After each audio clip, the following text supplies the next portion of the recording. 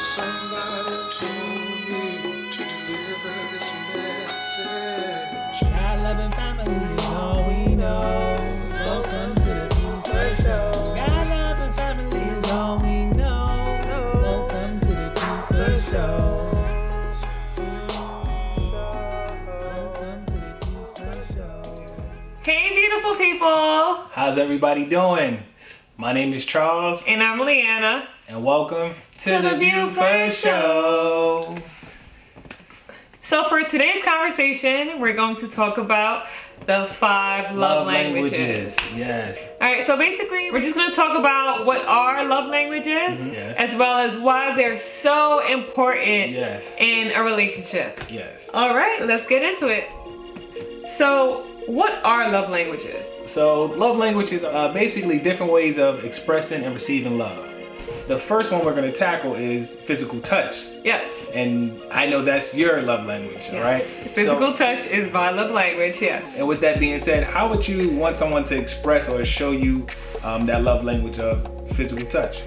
All right, with physical touch, for me, just non-sexual touch. So just like, little forehead kisses or hugs or like physical touch that doesn't necessarily have to lead to intimacy.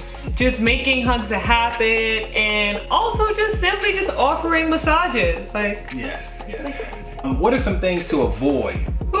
Okay, so to avoid with physical touch, you want to stay away from long periods without intimacy. Okay. Because it just creates this distance between you and that person whose love language is physical touch.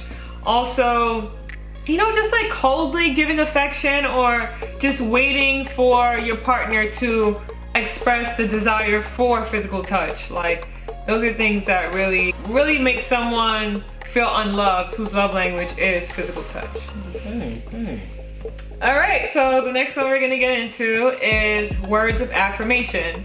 And yes, words of affirmation is one of my love languages. Yeah. mine too, but we go this way. Indeed. Deal with this one. Okay. All right, so as someone whose love language is words of affirmation, what are different ways that someone can basically feed this love language for you? Okay, so I would say compliments. Okay.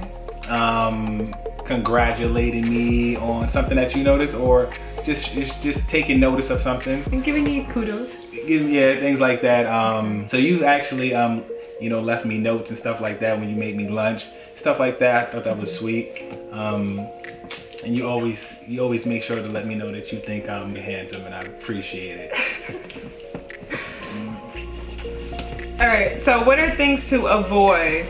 So I would say things to avoid are emotionally harsh words, not showing appreciation by recognizing when I do something, and things like that.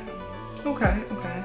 So the next love language that we're going to talk about is quality time. So this is my love language. Yes. My biggest love Quality time language. is definitely in her love language. Yes. So since this is your love language, what are ways to show quality time as a love language? So for quality time, if your partner has this love language, you want to make sure to be intentional about spending time with them. So, just planning different trips here or there. Also, just the biggest thing is uninterrupted time together. Yes. Like when we're together, put the phone away, don't be on your phone. You can pick up calls within reason, but like if we go out to eat, like sitting on your phone, scrolling, that's just a no-go. Also just being like mentally present and just having like quality and like deep conversations. So those are definitely some things to feed that love language. Okay, so what are some things that you should not do when it comes to quality time? So with quality time, you want to avoid complaining about like spending time together, like, oh, why do we have to go here again? Or no, I don't want to do this with you. Like those certain things make you feel unloved. Also, just Unintentionally. anyway, and also like don't view your partner as needy, or if you view them as needy, don't express it, because when you do that, it's kind of like shutting down their love language. Exactly. And also just like avoid being distracted when we're together. So yeah. This is another love language, receiving gifts. So for someone with the love language of receiving gifts, like what are some ways to cater to that love language? Okay, so the way you can cater to that love language is basically by being intentional about, buying gifts for special occasions like birthdays, anniversaries, and just because it's Wednesdays. It's just to show that, that you care and that you're trying to, intentionally, show love in that language. All right, so what are things to avoid with a partner who speaks this love language?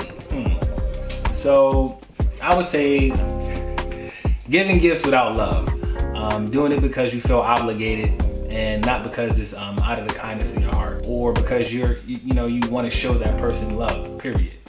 And of course, not forgetting special occasions. So the last love language that we're going to discuss is acts of service. Yes. So with acts of service, how would you want someone to show this love language to you? So with acts of service, it's just more so doing what you say that you will do, like following through. Keeping your word. And also, just taking over stressful tasks. And just like simply like being spontaneous, such as like buying flowers or, cooking, cleaning. And taking off your boots. Yeah. So he takes off my boots every single day, right? So stuff like that. And yeah, well, I would say. So for us, in the beginning, this was more so his love language, but over time, it has developed into mine. Yes.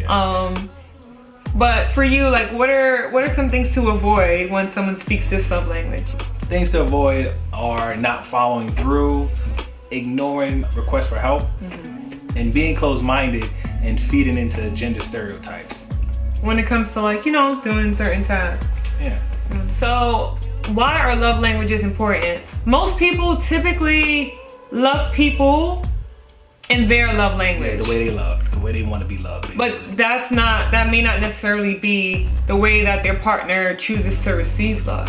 So, it's just very important for you to identify what your love languages are, as well as your partner. Yeah. So for us, in the beginning, when we started dating, and we were in the honeymoon phase and stuff like that, we weren't really worrying about love languages or anything like that. It was just more so...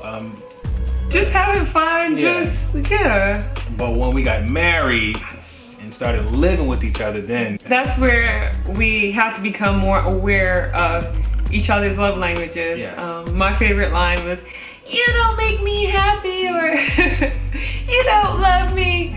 And, he would be like kind of confused when I would say that, because it's just like, I'm doing this for you and I'm buying you gifts.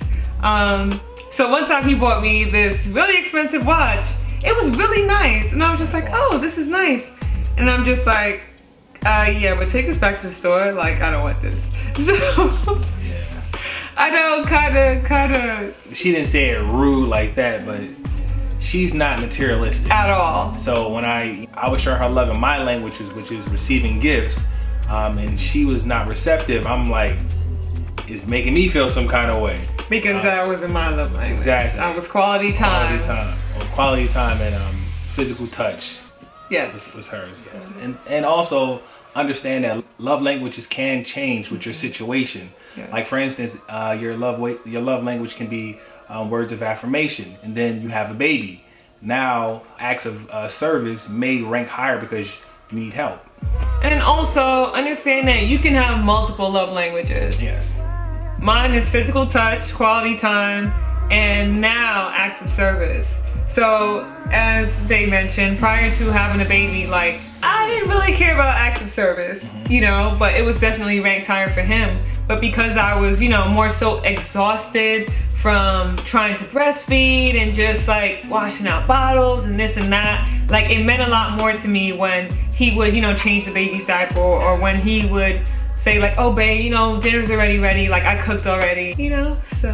Yes. So that's why it's important to know each other's love language, just so you can just communicate effectively on a different level. You know, just the way that your partner wants to receive love. Exactly. So that sums up everything. Those are the 5 love languages. If you want to read more about the 5 love languages, the creator of these love languages, Dr. Gary Chapman, he wrote a book called The 5 Love Languages, and you can find the link right down below. Thank you guys for tuning in. We hope you enjoy. Thank you guys, thank you. Stay tuned for the next video. Like, comment, subscribe. Tell us what you want to see in the future, and let us know when you want to show.